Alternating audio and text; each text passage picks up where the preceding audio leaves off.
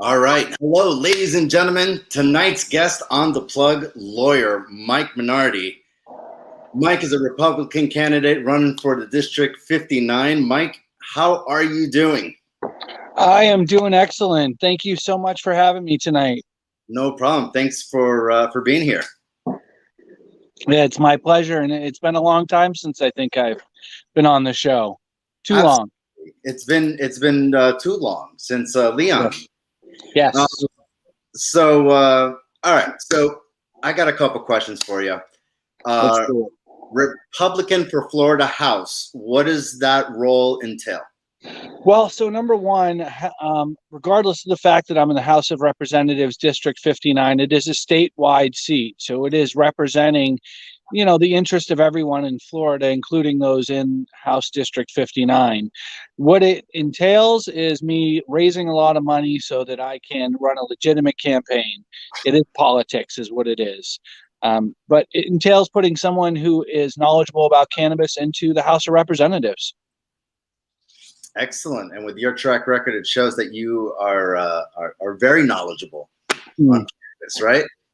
I'd like to say I've been around the cannabis block a few times, or the grow room, or 2 grow rooms, or handfuls or dozens of them. So, absolutely. Well, we're really excited and hope that that works out for you. So the agenda, all right. When you win, what's most pressing? Well, most pressing, as with always to me, is the cannabis legalization and changes. As you may have seen today, there was some big news with finally the Shoemaker Booker Wyden federal legalization bill introduced on the federal level, which would basically remove cannabis from the Controlled Substance Act federally, but it would do nothing for Florida until we legalize it here in the state. It still allows states' rights. So that would be our number one concern. And really the main reason is because I do think that, this industry can affect and will affect all other aspects of sort of how we run our lives here in the state of Florida. That tax dollars towards education, taking away our law enforcement from arresting people for cannabis crimes and putting them towards stopping the violence that's seemingly widespread across this country right now. And there's so many other things that legalization will do and impact in this country. I agree. So after we get done with legalization, we're really looking at number one, education.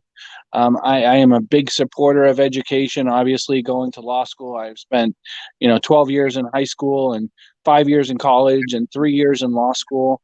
But I really think that we need to get a fundamental base for our children and start teaching them the truth about things. I am not for the critical race theory thinking. I am not for that type of education, but teaching them, how to learn is mostly the important thing, and teaching them the fundamentals of how this country was founded. And regardless of what happened in the past, the best part about this country is that we're allowed to voice our opinions and to do everything that we can to change it and have the ability to do so. Unlike how they in so many other countries. I mean, look at Cuba right now. Exactly. So cannabis plant medicine reform policies. Tell me a little bit about that. Well, on the plant medicine, if we're talking about for medicinal, we number one like to open it up to the much more illnesses that are currently available, although a lot of them are doing a great job and a lot of doctors are recommending it to those patients that need it. Number two, one of the biggest things that we are having right now issues with is employment issues. And that's another thing the federal Schumacher, Wyden, Booker bill would do, would protect federal employees for pre and random drug testing for testing positive for cannabis. A patient here in the state of Florida should not under any circumstances have to choose between using a medicine that makes them sleep at night or allows them to function on a daily basis and get to work versus deciding to have a job. That's just really not right. And then they're again forced back to opiates, and these harmful prescription medications. as a result, because they want to and they have to work. Everyone needs to work. So that's another thing that we definitely be working on, and it's important to us. And, for medical, also reciprocity. We need to have a system here in the state of Florida where medical tourists from other states, at a minimum, until we get to legalization, should have a right to come to Florida and at a minimum buy their medicine. They obviously can't travel across state lines with it, but they should be able to get, with their medical card, the right to be able to go into a dispensary here in the state of Florida, and to be able to use their medicine so they can enjoy their vacation in the sun and not have to worry about getting arrested because they're either brought their cannabis illegally or, they bought it illegally here and are using it. So, those are definitely priorities when we get to the House that we'll be working on and pushing for the people of Florida. How long have you been in cannabis law? How long? Well, I've only been an attorney since 2002. So I've been an attorney, a cannabis attorney since then. But my articles that I wrote in undergrad were centered around the cannabis industry. The articles I wrote for Law Review in law school were centered around the cannabis industry. So I've been a lawyer for 19 years in the cannabis industry, but I've been an advocate for much longer. It's funny because for as long as I can remember, you've been in it like from the beginning. Your name has always been, cannabis lawyer. Like I following you for a really long time. Well, I did become a lawyer so I could legalize cannabis. So it was the cannabis that came before the lawyer aspect of it. And it was really Jack Herer's book, The Emperor Wears No Clothes, and the hypocrisy of our federal government with regards to what they were doing during the Nicaragua Contra affair at that time. I remember vividly watching the testimony of CIA agents, stating that they knew that there was cocaine coming into into this country, but they were buying guns from us, so it was okay. There's parts of the American-made movie that I remember watching when I was in high school of them testifying. That is just amazing that all that information is out right now and it's true, and no one really seems to care, honestly. Which I mean, it's acknowledgement of our government lying, and to me, that puts distrust in our government and really, just the insanity of what they will do in order to oppress people so that they can, create their own wars and, support their military action. And it really has to stop. And the legalization of cannabis, I think, is the first step in that direction. Why is cannabis reform so important to you? Well, again, I think that is something that affects so many different avenues. Number one, and when I talk about cannabis, and again, my original introduction to this was the Jack Herer Emperor Wears No Clothes, which is mostly centered around hemp. But I just believe the miraculous nature of this plant and everything that it can do, benefits us as a society. On the religious aspect side of it, I do believe if you are religious that, God created every plant that we have for us, for our use. And this is one of them. So the hemp plant, agriculturally, I think it's amazing, for all the issues that we're going through right now. California is going through the worst droughts ever in 20 years. The storms are going crazy. Our climate is going crazy. Hemp can help change that. So hemp, and that's including not only just growing hemp and what everyone kind of knows it as now is sort of the textiles, the CBD products and the Delta-8 products and the smokable hemp flower. What I really believe in as well is the hemp textiles, hemp for water, hemp for textiles, hemp for plastics. Look at our oceans right now as a result of the red tide and things that are going on. I mean, they're telling people not to go swimming in Clearwater Beach right now, because it's so bad. Tons and tons of fish are dead and washing up because of that. So hemp, I think, can help cure those things. With regards to cannabis, the criminalization of cannabis, I think, has really created a significant rift between our law enforcement and the people. because it's that one substance and that one thing that here they go, they smell the odor of it, and now all of a sudden you're a criminal to them. We take that away from them, and they have a harder time getting into our vehicles and getting into our houses because of the odor of cannabis. And I'm hoping, and I do believe that that will hopefully increase relations, which are extremely strained right now between the community and law enforcement. When I was a kid growing up, you know, it was like, hey, you need help, go talk to a law enforcement. And now it's like, hey, you know, you need help, stay away from law enforcement, in many communities. And it's really sad. You know, the other thing with the criminalization of cannabis, when one person is away from their home, there's a 30% decrease in the revenue and income in that home. Those neighborhoods that have more people that are incarcerated also see a significant decrease in revenue.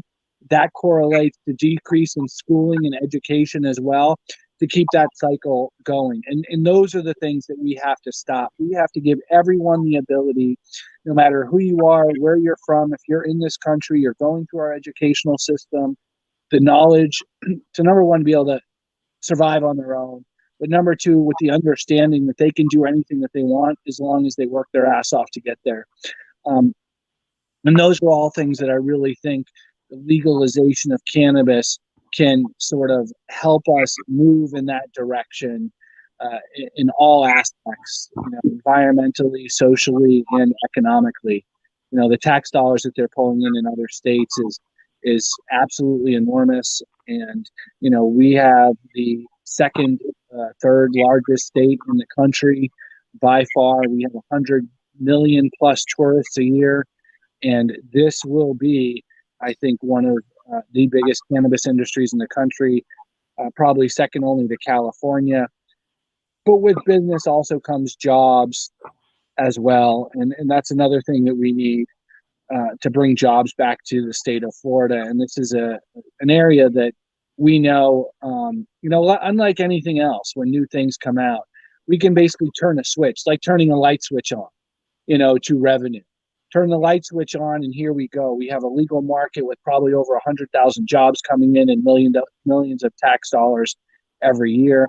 We have law enforcement, you know, really going after violent crime, which I think is something that we have to, under all respects, you know, really focus on stopping in this country, whether or not it be via mental illness, anger, or whatever issue. But, you know, we really have to focus on violent crime. The impact of that, on the people that they touch and or, you know, harm, is everlasting. And the fear of society and people going out and being fearful of other people has got to stop. You know, I'd like to see Florida as the safest state in the nation, and I think we can do that by redirecting law enforcement resources to focusing on violent actors. Hey, I have a question that was sent in. Have you ever had to defend yourself? I have not. Well, I can't say that I haven't had interactions with law enforcement before, and you know, had to defend myself in a legal setting of, you know, tell, hey, no, you can't do this. You're not coming onto my property or anything of that nature. But no, not in a case, and, you know, luckily not getting pulled over and harassed by law enforcement at this point. But, you know, knock on wood. Excellent. And we had another question sent in. It said, hardest cannabis case that you've been a part of. What was it? The hardest cannabis case. You know, I think the hardest case isn't the case, it's the counties that you're dealing with here in the state of Florida. A lot of cases are very similar. It's just a matter of the counties that you have to deal with, because each and every county is different. And, you know, what one person will consider legitimate as a reason, or, you know, accept medical cannabis, other counties cannot. So, you know, it's really that. And really the hardest thing I have to deal with on a daily basis is knowing that my clients are arrested and potentially going to prison for cannabis. That's the hardest thing I have to deal with. It's not the case. I can deal with the cases. That's the easiest part. It's good, hardworking people having their lives ruined over a plant. That's the hardest part of every case. Absolutely. So, red, blue, green, white, black, pink, yellow. Which was your favorite Power Ranger? Probably blue, I would say. Yeah? Yes. As a friend of mine just came up with, he wants to say blue Republicans are those Republicans that support cannabis. Green Republicans are those that support the environment. So I'm a red, blue, green Republican. And it's funny that you say that because I just saw you a couple days ago at, Yes. at CannaFest in Tampa Bay. And I got your business card and I noticed, you didn't really have a red on your card. So I was going to ask you that. We I heard don't. you working on a green party. My designers came up with that, and we do have some purple on there. But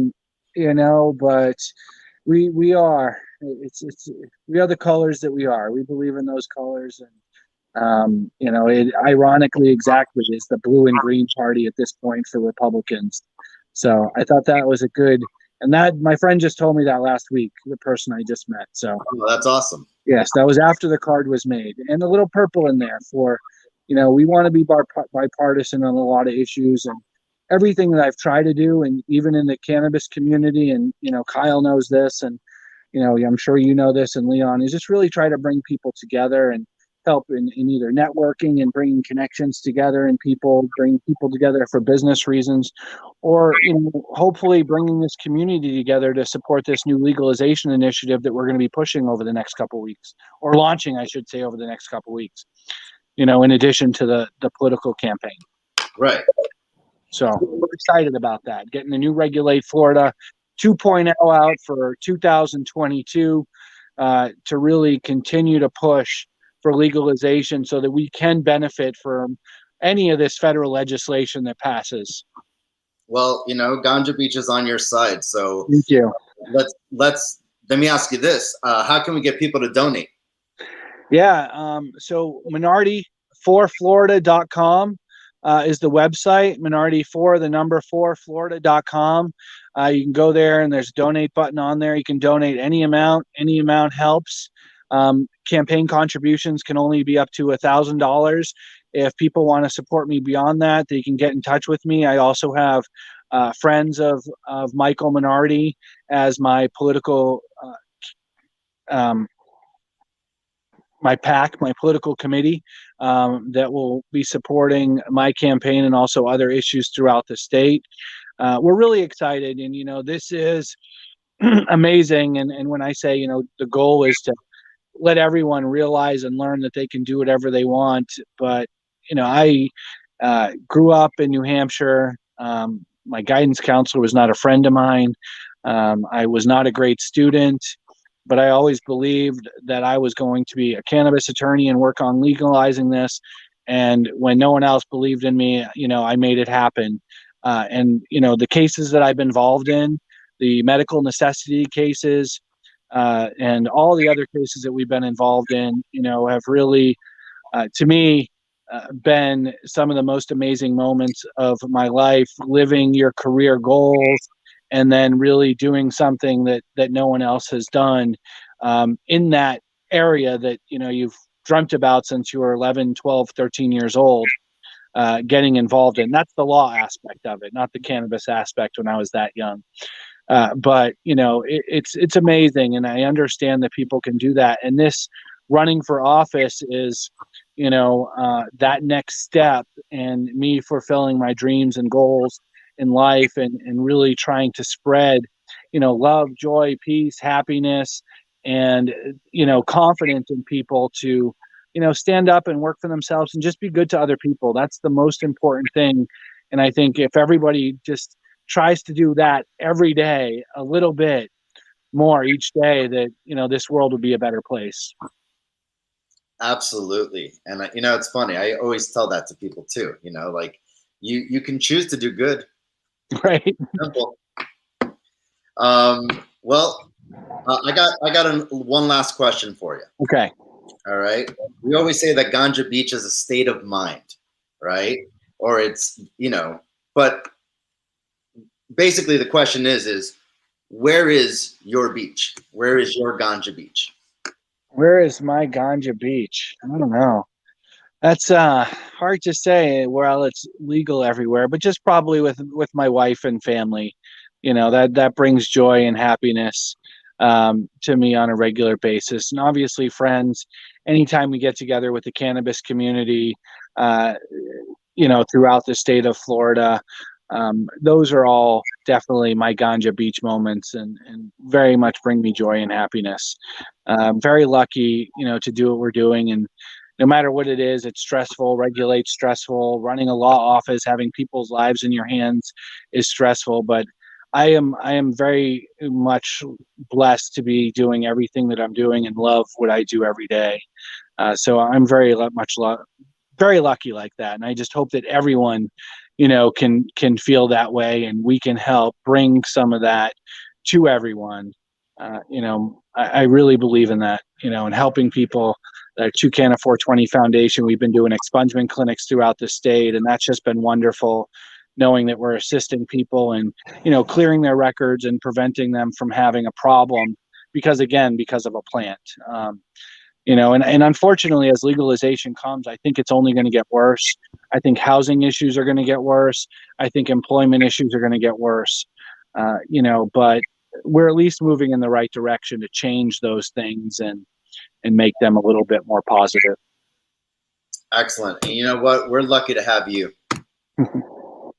Well, thank you very much. It's outlets like you guys that are getting the information out, the knowledge, the education to the people. I really, credit social media and the internet with the quick advancement of cannabis throughout this country, because it just allowed the knowledge to flow and prevented our federal government from continuing to lie about how destructive and hurtful and harmful it is. A patient should never have to choose, and how a patient, is the one that's going to be arrested for using cannabis for their own benefit, to me has always been ridiculous. And it's time for it to stop. And the only way it stops is for people to get active and get involved. We believe in doing this. We've been, as you know, I've been working at this as long as I can. As soon as I felt like I was ready as an attorney, I started taking on complex cannabis cases in order to, try to change the laws on it. And, one of the things that Clarence Thomas said a couple weeks ago, it is untenable. Cannabis should no longer, under any circumstances, be a Schedule I substance. It's absolutely absurd. It's irrational. And if the courts don't have the courage to make those changes by ruling it unconstitutional, we, the people, have to rise up and do everything that we can to legalize it. Absolutely. All right, guys. Thank you very much. Once again, Mike Minardi. I'm Super Gabe Ozbourne. This was The Plug with Ganja Beach. Thank you very much. Make sure to like, follow, subscribe. And again, if you'd like to donate, visit, what was it, Mike? What was it? Yeah, it's Minardi4Florida.com, Minardi4Florida.com. And any assistance, doesn't matter what the amount is, we greatly appreciate it. You can also volunteer to help us out. At some point we'll be going door to door, knocking on people's door, letting them know what we stand for and trying to get them behind us. So this is a statewide seat, so anybody's involvement, throughout the state, it has an impact on what we do up there in Tallahassee. Absolutely. All right, guys, have a good one. Find Thank you much, sir. Ganja Beach.